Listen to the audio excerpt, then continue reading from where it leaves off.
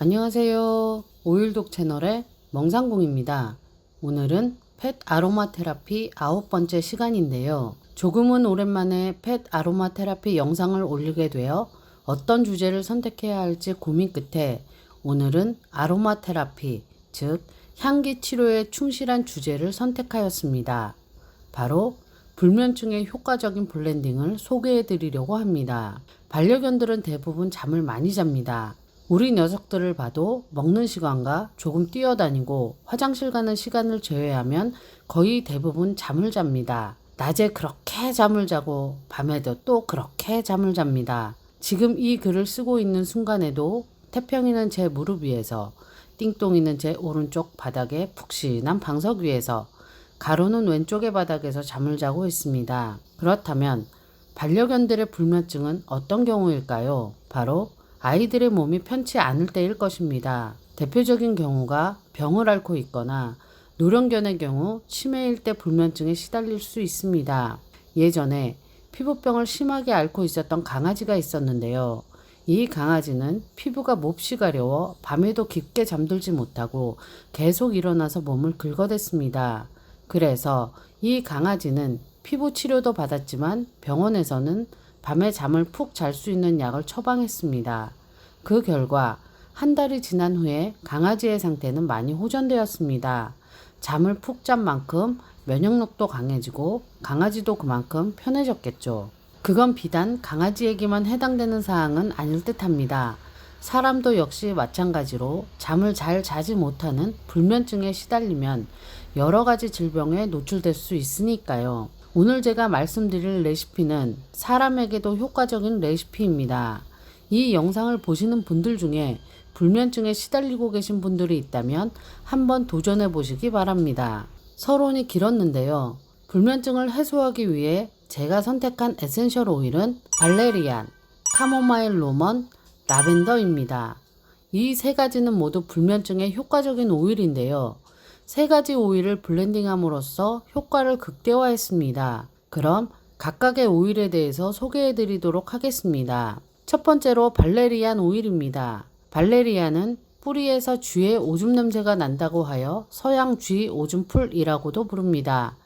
발레리안은 최고의 수면 유도제로 알려져 있으며 고대 그리스 로마 시절부터 정신, 신경을 안정시키고 숙면에 들게 하여 스트레스 관련 증상을 경감시키는 데 사용되었다고 합니다. 발레리안의 효능은 신경을 진정시키고 안정시켜주며 두통, 불면증, 불안감, 신경과민, 히스테리 등을 완화시켜줍니다. 참고로 발레리안의 고약한 냄새는 고양이를 흥분시키는 캣닙에 비슷한 효과가 있다고 알려져 있습니다. 그래서 고양이의 난폭성이나 스트레스에 응급으로 사용하면 효과적입니다. 두 번째는 카모마일 로먼입니다. 카모마일 로먼은 진정성 및 항염증성을 갖는 것으로 임상 연구를 통해 확인되었습니다. 카모마일 로먼은 피부적으로 적용했을 때 아토피 등에도 효과가 있습니다. 하지만 오늘은 불면증에 관한 주제이므로 카모마일 로먼이 신경계에 미치는 영향을 살펴보면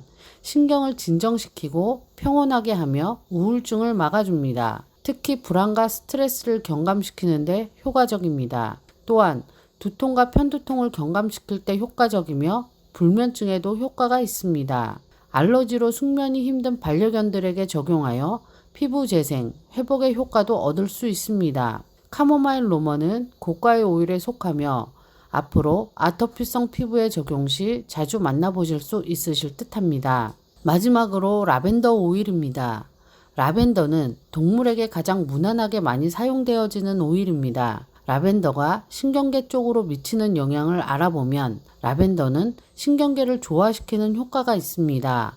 그러므로 라벤더는 불면증, 특히 정신적 스트레스와 불안에 기인한 불면증에 사용하면 효과적입니다. 이상으로 에센셜 오일에 대해 설명을 마치겠습니다.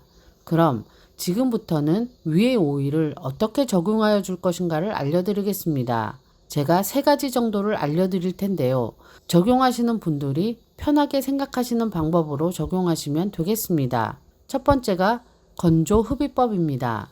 제가 말씀드린 오일 3가지를 1대 1대 1로 섞으신 후 마른 수건이나 티슈 등에 한두 방울 정도 떨어뜨려 반려견의 주위에 두면 되겠습니다.